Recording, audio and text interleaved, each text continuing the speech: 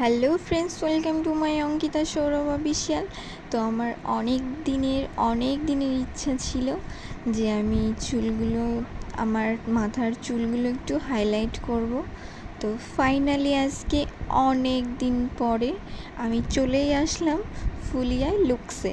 তো দেখতে পাচ্ছ, তো আমার চুলটা ভালো করে ওয়াশ করে তারপরে এখন হচ্ছে চুলটা আয়রন করছে।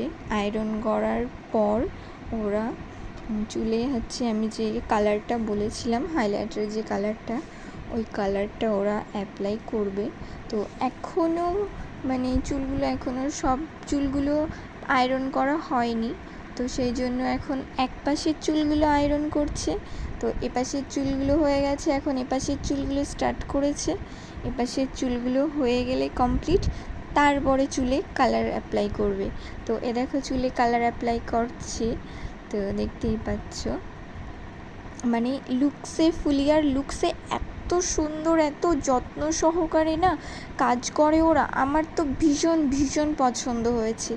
তো আমি যদি আবারও যাই কোনো দরকারে বা কোনো কিছু করানোর জন্য পার্লারে, তো আমি ফুলিয়ার লুকসেই যাব।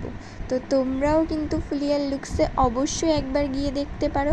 ওখানে প্রত্যেকটা কাজ খুব যত্ন সহকারে খুব ভালো করে করে, প্লাস ওদের ব্যবহারটাও খুব ভালো। তো দেখতেই পাচ্ছ, তো আমার এপাশে হয়ে গেছে।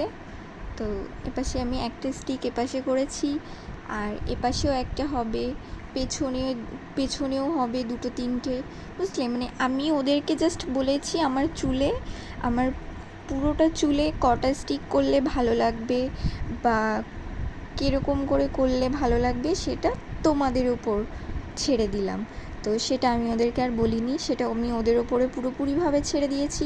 এবার ওদের মতন করে ওরা আমাকে চুলে কালারটা করে দিচ্ছে। তো দেখো চুলে কালারটা করে দিচ্ছে। তো চুলে কালারটা করার পরে কেমন লাগছে আমাকে সেটাও তো দেখতে হবে, সেই জন্য পুরো ফুল ভিডিওটা দেখো। তো দেখো এপাশেও হয়ে গেল,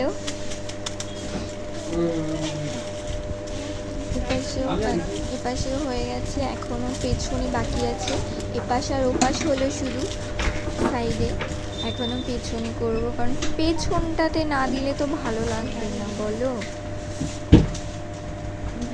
চুলটা হাইলাইট করছি। তো হাইলাইট করার পরে এটা ছিল আমার ফাইনাল লুক। কেমন লাগছে আমাকে কমেন্টসে জানিও, আর চ্যানেলটি সাবস্ক্রাইব করে দিও। বাই।